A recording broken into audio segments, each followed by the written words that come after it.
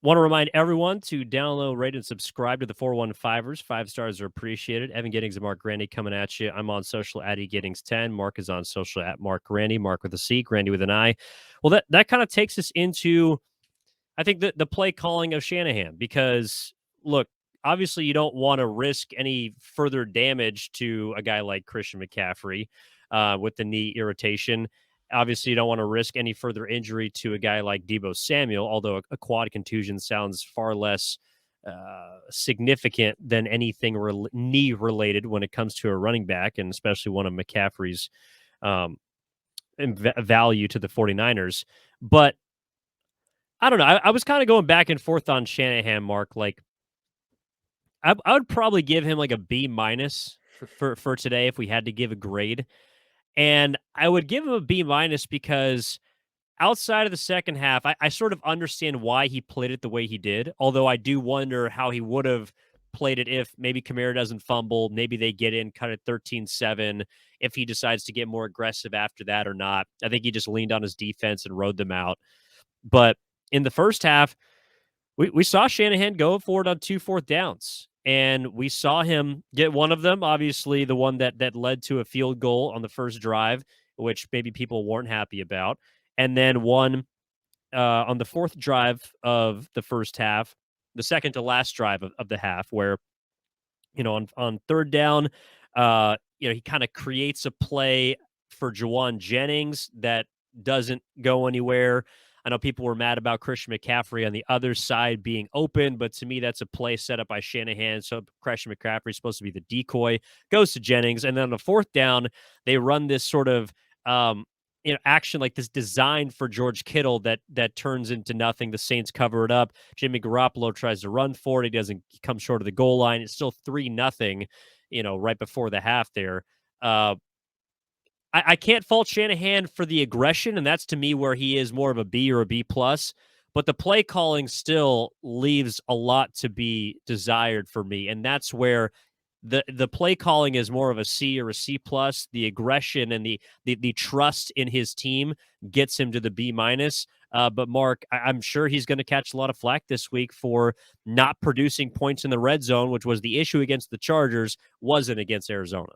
I'm glad you brought up the fourth down decisions. I absolutely love the aggression from Kyle Shanahan. I think they're both the right decision. And for me, it's not particularly close. The first one, as you mentioned, ultimately didn't really change the expected points because you were in field goal range when you went forward on 4th and 1. And then you ultimately end up settling for a field goal because you weren't able to move the chains after that 4th and 1 conversion. Still, I think the right decision by Kyle Shanahan, and that's a notch on the good side in my book. The other one, the 4th and 1, 4th and goal from the 1, you're up 3-0, 3 minutes left in the second quarter. I like the decision and I like the play call.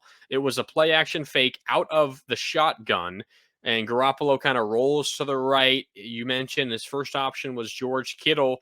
Didn't like the look, and then he thought he saw an opening to run. Credit him for being willing to take a hit on trying to run, but there was absolutely no chance he was getting in. And whatever hole that he saw closed very quickly. Maybe the play call wasn't the greatest. Maybe it was just credit the Saints for covering things up. But if you're Jimmy Garoppolo, I think you have to look at your other options before trying to take off and run. Sure, your number one option, Kittle, was covered up. But beyond that, I mean, you have how many other weapons on the field for that play?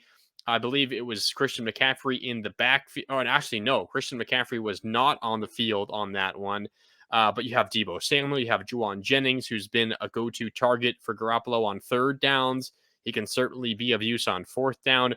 If there was any one decision on the play call there that I might have pause with, it is the fact that Christian McCaffrey wasn't on the field for that 4th and goal from the 1. If you're going to use him, actually give him the ball or use him as a decoy on that play action fake, I think it could certainly be of use.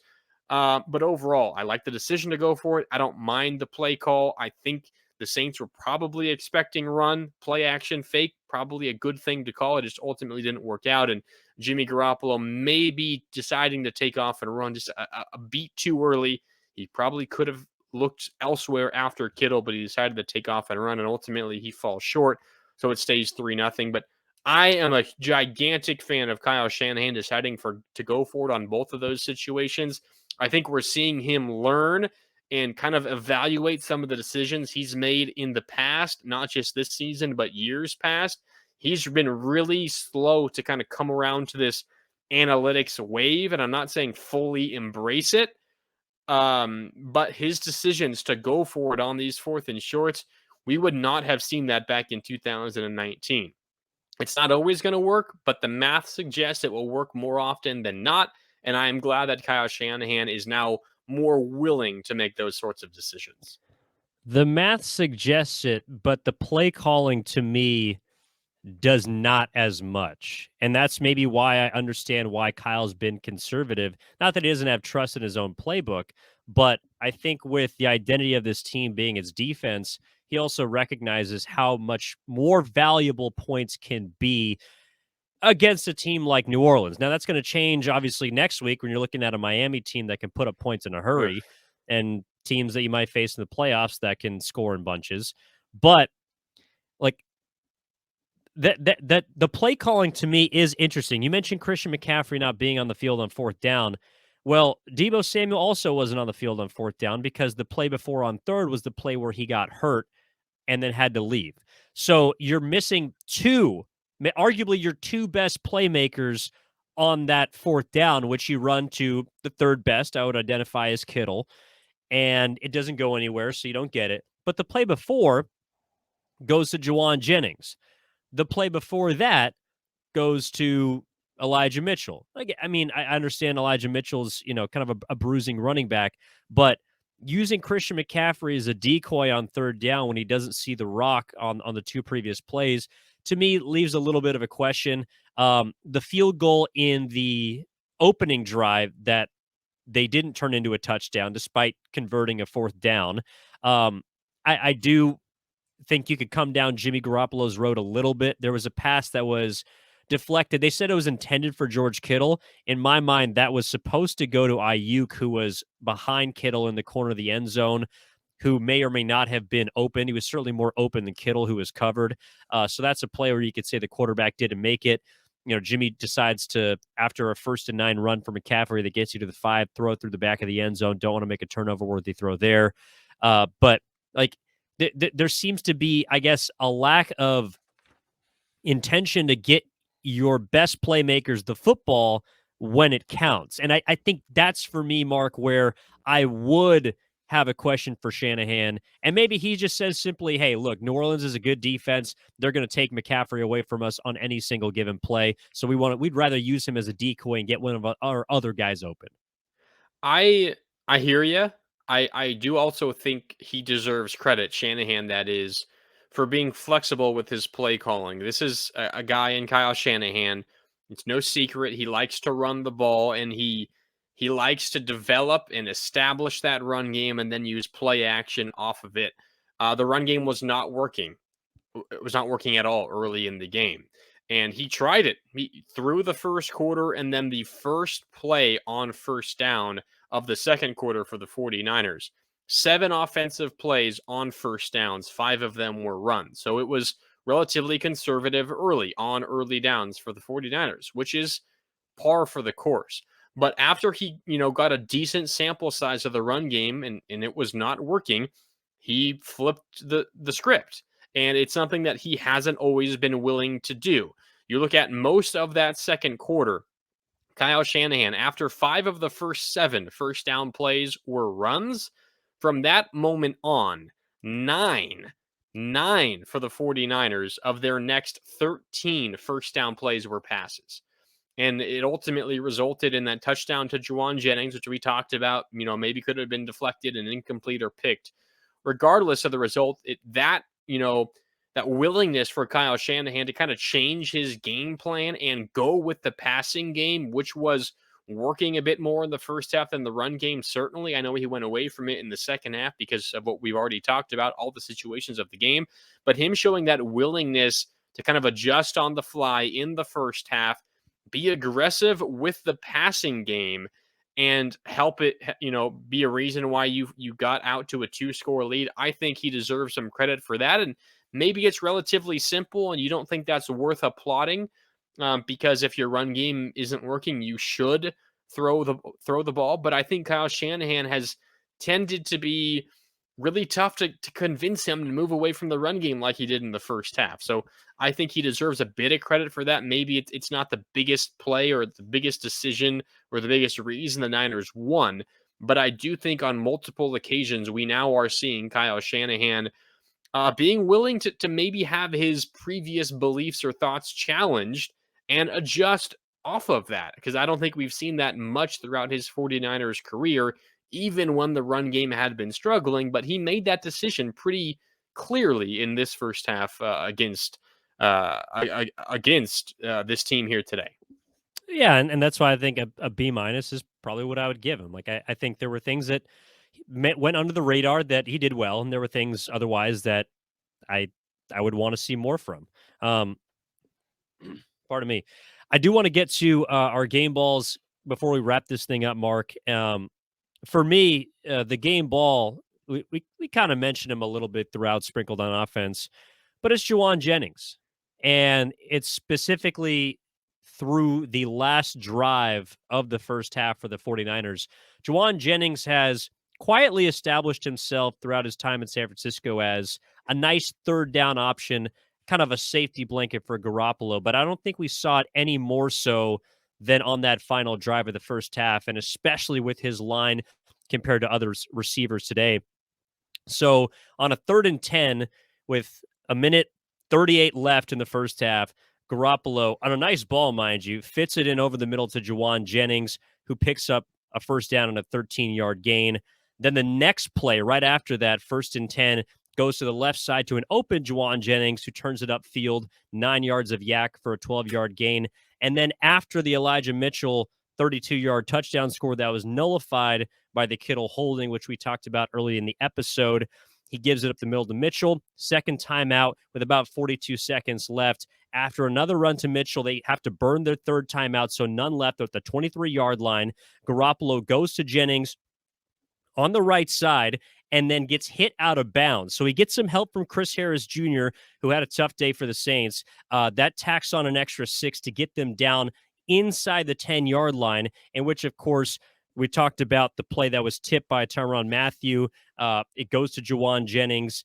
I thought that even though the pass was short, Juwan did a fantastic job of creating enough separation. And on that single drive, he had catches of 13, 12, 12, and then the 5-yard score. The only touchdown that the 49ers scored on the day. His final line was 6 catches for 49 yards, only had a long of 13, which was on that drive. But to me, he was the ultimate safety blanket on a day where Garoppolo was not really that comfortable in the pocket. He did what he had to do for the wide receivers.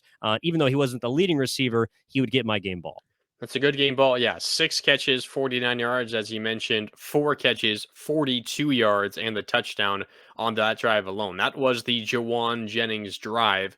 No doubt. It's someone else that we mentioned earlier. For me, the game ball, it goes to Fred Warner, the quarterback of the defense, in a game in which you don't allow a single point. He was the best player defensively, 7 tackles, had a couple of passes defensed, forced a fumble early in the game that kind of set the tone for the 49ers. And he also had a hit of Andy Dalton as well. So Fred Warner, who had a bit of a down season last year, is playing at an all-pro level this year for the 49ers. He was phenomenal again against the Saints. He gets my game ball. Also, an honorable mention. It feels kind of weird, but we've gone about 45 minutes without mentioning Nick Bosa. He was It great again. doesn't happen often for the 49ers, but of course he wasn't spectacular, so he only gets mentioned at the tail end. Of course, he had the lone sack of the game for the 49ers, which in a lot of ways maybe people felt like ended the game. 4th and goal for the Saints, put just another pin in their offense. But he was fantastic as well defensively, as was Hufanga. Yeah. And Bosa was asked post game about that sack because it looked like he might have jumped off sides. He said he I watched thought the he did. replay. He said he thought the tackle jumped at the same time he did. So he didn't gain an advantage. He just beat him based on his pure strength and speed, and he got the sack of Andy Dalton that sealed the game. But Nick Bosa, he deserves the benefit of the doubt every once in a while. Yeah, only what, 2 holding calls on Bosa today? Could have been like 7, but who's counting? Probably. I'm sure 49ers fans are. Either way, 49ers fans should be happy about this win today. 13-0, a shutout for the 49ers. The first shutout, I believe, since 2019. Could be wrong about that. I think that's right. First 4-game win streak since 2019. I know that. The defense didn't allow a point for the second time this year. That happened against the Seahawks, but they Oh, didn't. yes. The Yes. team did give up points in that game, but I think first time putting up a 0 on the other side of the scoreboard, I think since 2019. Yeah. And inexplicably, they are in first place in the NFC West. They have a game over the Seattle Seahawks, and it's a victory Monday for the 49ers upcoming. So we'll certainly talk about all the things that could be corrected, that will need to be corrected before we get to the Miami Dolphins next weekend. Mike McDaniel's return to the Bay. A lot to dig into there. But for the win tonight, it is the 49ers 13, the Saints 0. 49ers are 7-4. And this has been your first episode of the week for the 415ers. Marc Grandy, sir, I appreciate you very much. You too, Evan. We'll talk to you again on Wednesday. Or, All right. Wednesday. Yep, on Wednesday. In the meantime, download, rate, and subscribe to the podcast anywhere you download your podcast. This has been the 415ers on the Odyssey Sports Podcast Network. We'll talk to you next time.